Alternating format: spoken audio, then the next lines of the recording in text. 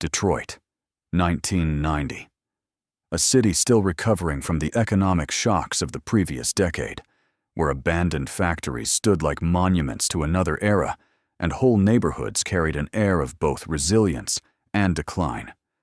For outsiders, Detroit was noisy, restless, alive. But for those who lived here, the city carried a quiet undercurrent of unease. Against this backdrop, a 19-year-old student named Caroline was just beginning her adult life. She had moved into a small dormitory near campus only a few weeks earlier. Friends described her as shy but determined, someone who kept her circle small, yet made a strong impression on those who knew her well. Caroline loved books. She worked part-time at a cafe near campus, and she called her parents every Sunday evening without fail. On an ordinary night in October, Caroline left the university library. It wasn't late, just past 9 o'clock. The weather was cold enough for her to pull her jacket tight, the kind of fall chill that hinted at winter approaching. She was seen leaving the library by 2 classmates, carrying a single shoulder bag, her hair tucked under a knitted hat. She waved briefly before heading in the direction of her dormitory. That was the last confirmed sighting of her alive. When she didn't return to her room, her roommate assumed Caroline had stayed overnight at the library or gone to visit a friend. But the next morning her bed was still untouched, her books stacked neatly on the desk, and her winter coat still hanging on the hook. The absence was jarring. At first, nobody panicked. Students often kept irregular hours, and campus police were accustomed to overreactions. But when Caroline missed her morning classes and failed to show up for her cafe shift, concern turned to fear. By evening, her parents had been notified. They drove to Detroit overnight, arriving at dawn, desperate and disbelieving. The official search began quickly. Flyers with Caroline's photo were posted across campus. Police questioned classmates, professors, even staff at the cafe. Witnesses recalled seeing her leaving the library, but none could place her after that. No one reported hearing a struggle. No suspicious vehicle. Nothing that stood out. It was as if she had stepped off the well-lit path and simply vanished into the shadows. Rumors circulated almost immediately. Some said Caroline might have run away, a theory the police didn't dismiss at first. Others whispered about the dangers of Detroit at night, about strangers lurking near the campus. Her parents rejected the idea of her leaving voluntarily. She had no history of disappearing, no secret boyfriend, no debts, no reason to abandon her studies. As the days stretched into weeks, the search widened. Volunteers combed vacant lots, wooded areas near the river, and alleyways where crime was known to flare. Dogs were brought in, but they failed to pick up a clear trail. It was as though Caroline's presence evaporated after she left the library steps. The case soon drew media attention. Local newspapers ran her photograph, alongside headlines about another young life gone missing in a city already struggling with fear and uncertainty. Nightly news segments replayed the same details. A student, 19, last seen walking home. Each retelling felt emptier than the last, as if the story was collapsing under the weight of its own lack of answers. For Caroline's parents, the weeks turned into a nightmare. They refused to leave Detroit, staying in a motel near the campus, clinging to the belief that their daughter would be found.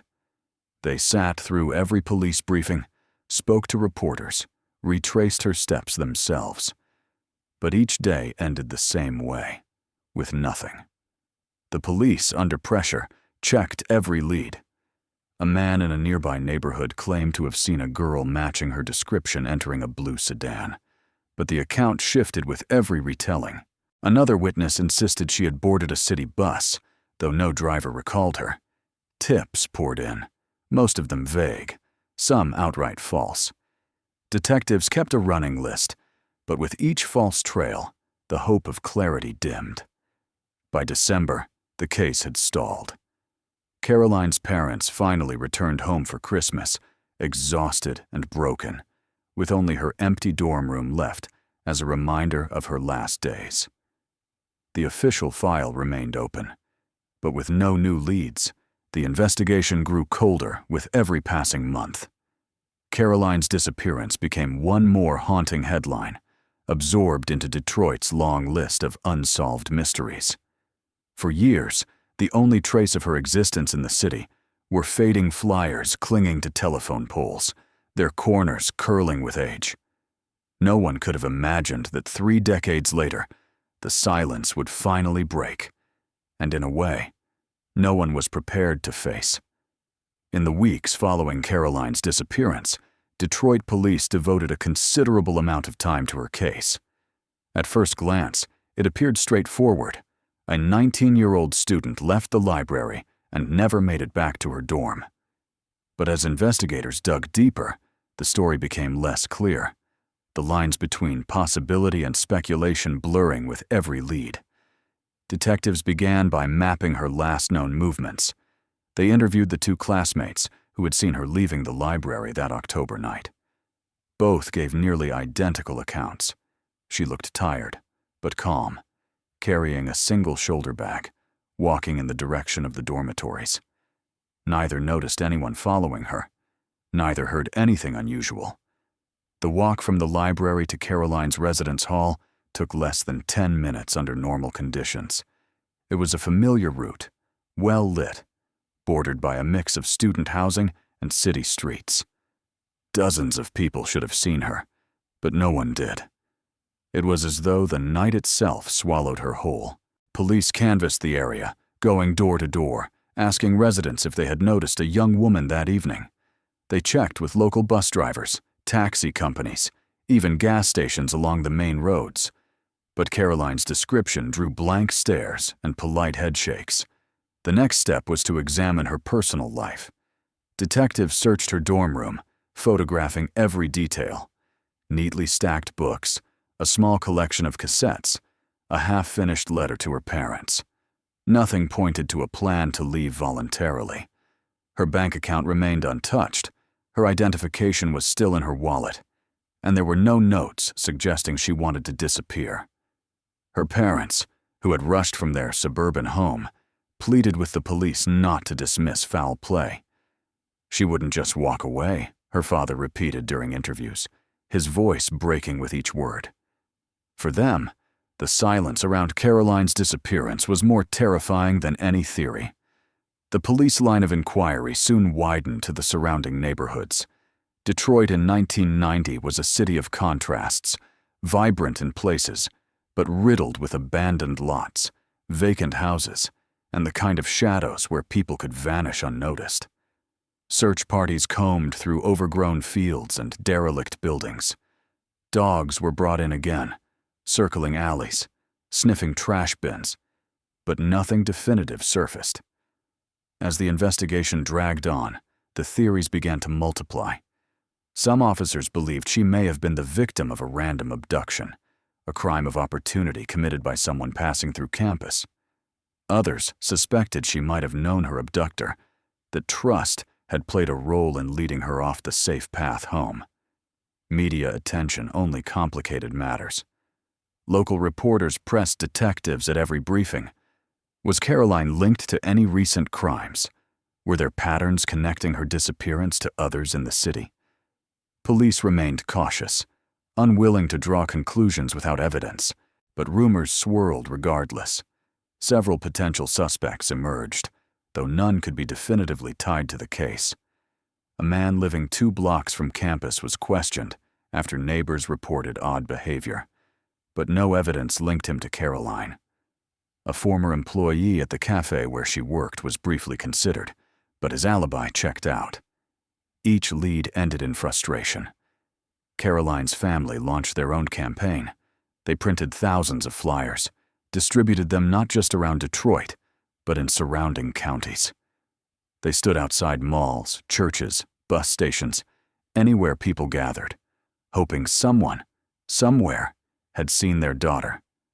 They even appeared on local television, Caroline's mother clutching her photograph, pleading for information. The emotional toll was severe. Her father began keeping a journal, recording every phone call, every tip, every false lead.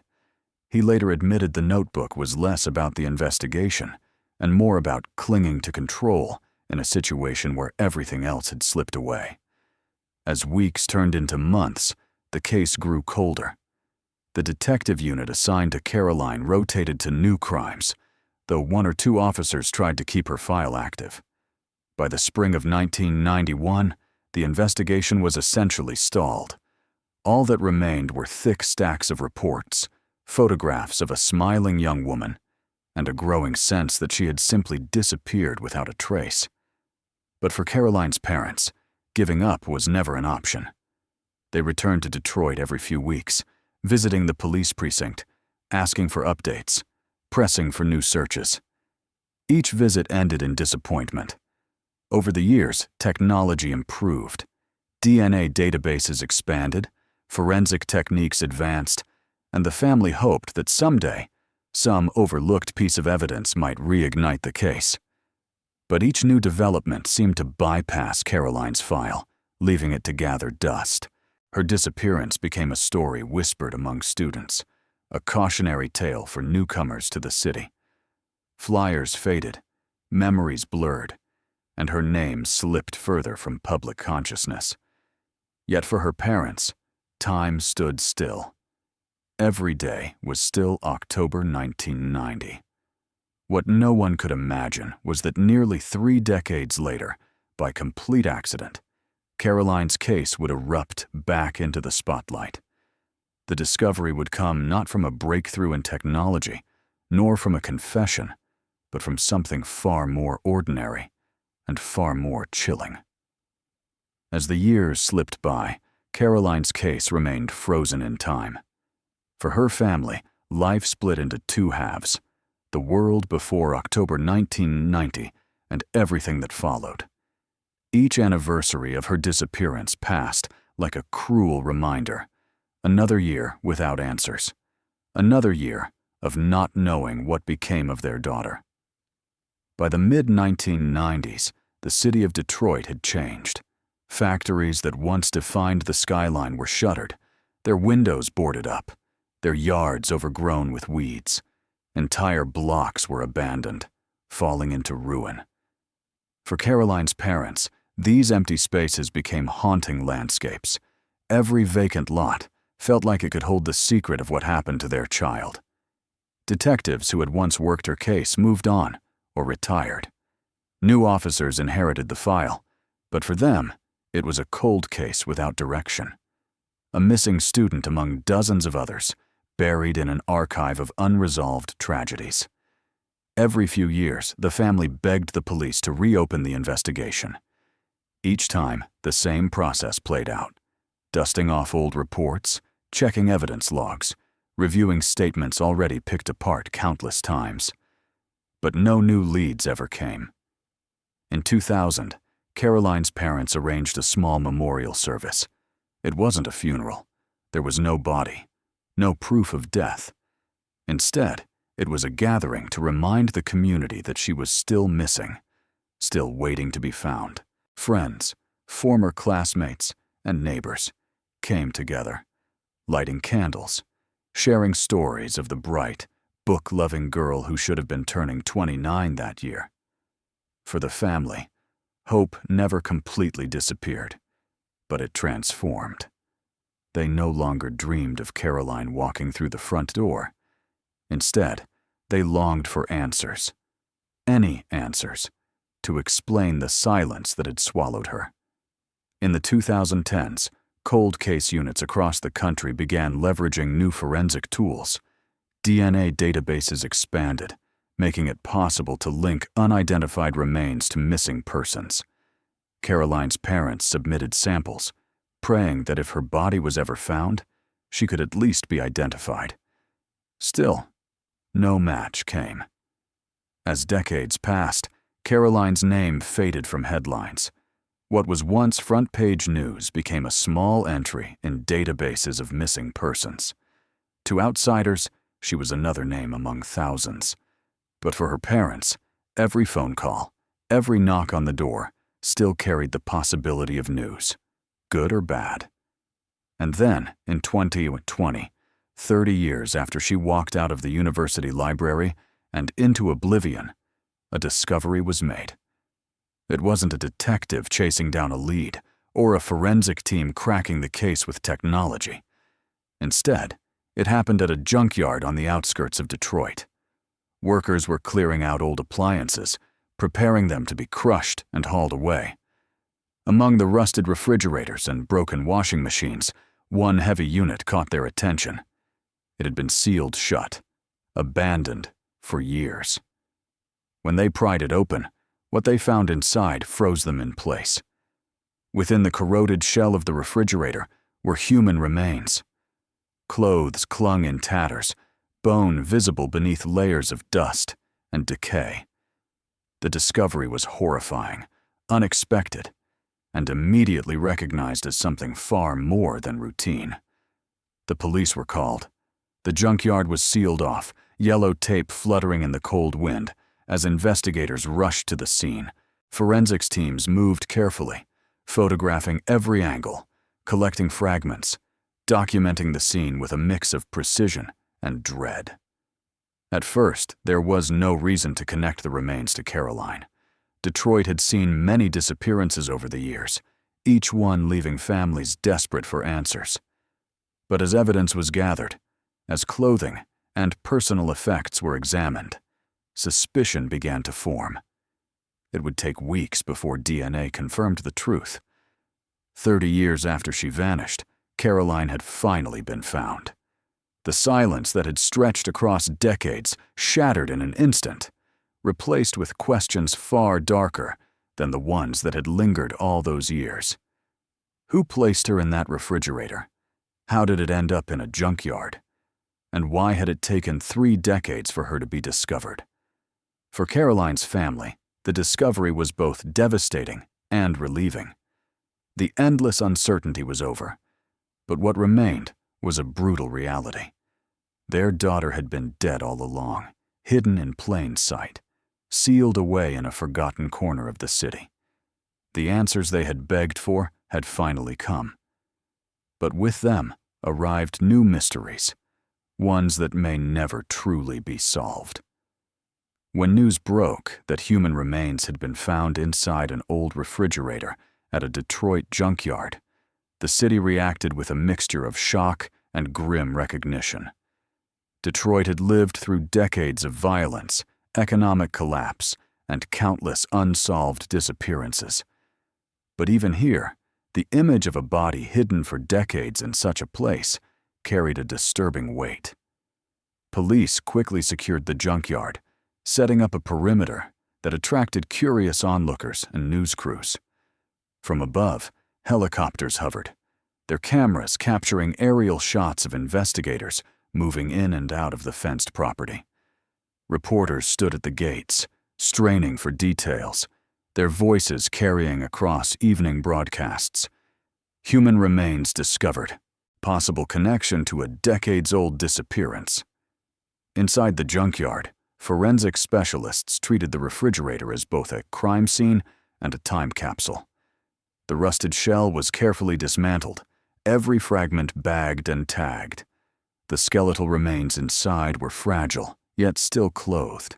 What was left of a jacket clung to the bones, its fabric faded and moth-eaten, but intact enough to suggest it belonged to a young woman. Alongside the remains were a few small personal effects: a hair clip, a fragment of fabric that looked like part of a book bag, and the remnants of shoes. For investigators who had studied missing person cases, these details were hauntingly familiar. The refrigerator itself became an object of intense scrutiny. Its serial numbers were recorded, its manufacturing year traced. Investigators wanted to know how it ended up in the junkyard, when it was dropped off, and by whom. Workers at the site could only provide vague timelines. Appliances arrived constantly over the years, often from demolition sites or property clearouts. No one remembered this particular fridge. To them, it was just another piece of scrap metal awaiting destruction. But once DNA testing confirmed the remains belonged to Caroline, the case transformed from a mystery into a chilling revelation. For her parents, who were now elderly, the news arrived with devastating force. After 30 years of waiting, of imagining every possible outcome, the truth was laid bare. Caroline had been murdered, her body concealed inside a refrigerator and discarded like refuse. Their long vigil ended, not with a homecoming, but with a crime scene. The story spread rapidly, far beyond Detroit. Newspapers across the country ran headlines. Missing student, found after 30 years, remains discovered in refrigerator. Online, forums dissected the details, debating how such a horrifying secret could remain hidden for so long. For a public hungry for closure in cold cases, Caroline's story was both horrifying and mesmerizing. Detectives re-examined the original investigation, dusting off files that had lain dormant for decades. They scoured every report, every interview, searching for missed connections. The focus shifted to who had access to a refrigerator of that size and how it could have been transported unnoticed. One theory suggested the refrigerator came from an abandoned rental property, cleared out during one of Detroit's many waves of eviction and foreclosure in the 1990s. Another pointed to a string of illegal dumping operations that had plagued the city for years.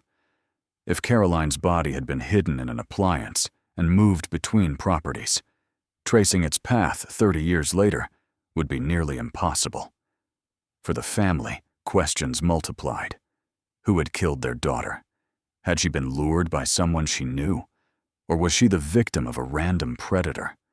Why a refrigerator? And why dump it in a junkyard, as if the killer believed no one would ever check? Caroline's case reignited public debate about Detroit's forgotten missing persons. Activists demanded more resources for cold cases, arguing that Caroline's story highlighted just how many families were still waiting for answers. Vigils were held on campus, where old classmates, now middle-aged, stood with candles, mourning the friend they had lost so long ago. Even as the discovery brought a kind of closure, it also reopened wounds. The case was technically solved in terms of locating Caroline, but the question of who was responsible remained unanswered. Detectives admitted privately that solving a 30-year-old homicide with no preserved crime scene, no clear witnesses, and no viable suspects would be nearly impossible. Still, they pressed forward. The refrigerator was examined for trace evidence, fibers, prints, anything that could have survived. Forensic scientists scoured it under magnification, though decades of rust and exposure had stripped away nearly everything. In the end, the refrigerator told only one undeniable truth. Caroline's final resting place had been as cold and silent as her absence. For the family, the revelation carried a cruel paradox. They finally knew what had happened, yet the discovery only deepened the mystery of why. And as the public grieved alongside them, one haunting reality remained. Caroline's killer had likely lived free for decades, hidden in plain sight, while her body lay locked away in a forgotten refrigerator on the outskirts of the city. The discovery of Caroline's remains in 2020 marked both an ending and a beginning. For her family, it ended 30 years of searching, waiting, and hoping against hope. Yet at the same time, it began a new chapter filled with grief, frustration, and lingering uncertainty. Her parents, now elderly, received her remains in a small, sealed box, the final heartbreaking confirmation of what they had feared for decades. They arranged a funeral service in their hometown, where neighbors and friends gathered to honor the life that had been stolen so young. Unlike the memorials of the past, this one had a coffin, a gravesite, a tangible place to visit. But closure was complicated. The answers raised only more questions. News outlets across the country framed the story as both tragic and haunting. Detroit student missing since 1990, found after 30 years. National broadcasts replayed her photograph, contrasting the smiling teenager with the grim images of the junkyard refrigerator. For viewers, it was the kind of story that felt like a horror film playing out in real life. Ordinary people, ordinary places, and an ending almost too brutal to believe. Public reaction was intense. On social media, strangers expressed outrage that Caroline's killer had never been caught. Cold case advocates called for renewed funding and resources, pointing out that her case was only one of thousands across the United States. If Caroline could be hidden in plain sight for 30 years, how many others were still out there, waiting to be found? For detectives, the case became a haunting reminder of time's corrosive power. Evidence fades, memories blur, witnesses move away or pass on. The refrigerator had preserved her body long enough to provide an identification, but it yielded almost nothing about who had put her there. Without DNA or fingerprints to guide them, the chances of identifying her killer were slim. Still, investigators pressed forward. They revisited Caroline's circle of acquaintances, reaching out to people who hadn't been questioned in decades. Former classmates, professors, cafe co-workers. Many were stunned to learn she had finally been found. Some remembered details that seemed trivial at the time.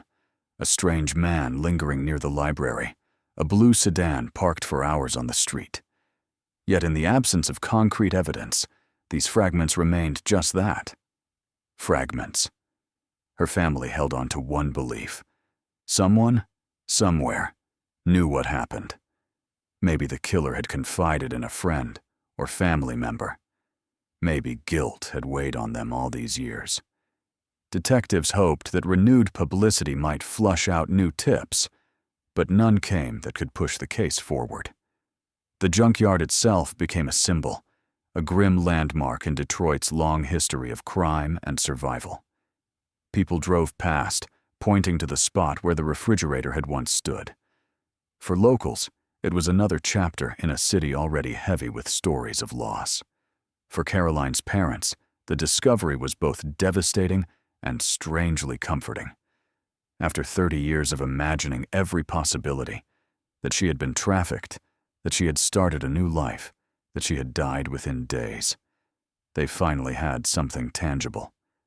They knew, at last, where she had been. They could visit her grave, leave flowers, speak her name. But the unanswered questions lingered. Who killed her? Why choose such a method of concealment? And why had it taken so long for the truth to surface? In the end, Caroline's story became more than just one family's tragedy. It became a symbol of the countless missing across America, of the fragile line between ordinary life and sudden disappearance. It showed how quickly someone could vanish, how easily evidence could be lost, and how relentlessly families suffer in the absence of closure. The case remains officially open, but investigators admit the trail is colder than ever. Whoever was responsible has lived decades of freedom, blending into the anonymity of everyday life. Perhaps they have died. Perhaps they are still alive, carrying the weight of their secret into old age. For those who knew Caroline, her memory endures. A scholarship in her name was created at the university she once attended, dedicated to supporting students who, like her, were just beginning their futures. Friends say it is fitting, a way to honor the life she never had the chance to finish. Detroit has seen many tragedies, but Caroline's disappearance and the shocking discovery of her body remain among the most haunting. Her story lingers, carried in whispers across campus, echoed in the minds of those who followed the case. And for her family, even after decades of silence and an ending they could never have imagined, one truth remains. Caroline's absence defined their lives. Now, with her finally laid to rest, they are left with the same haunting question that began it all on that October night in 1990. What really happened after she left the library, and who was waiting in the shadows?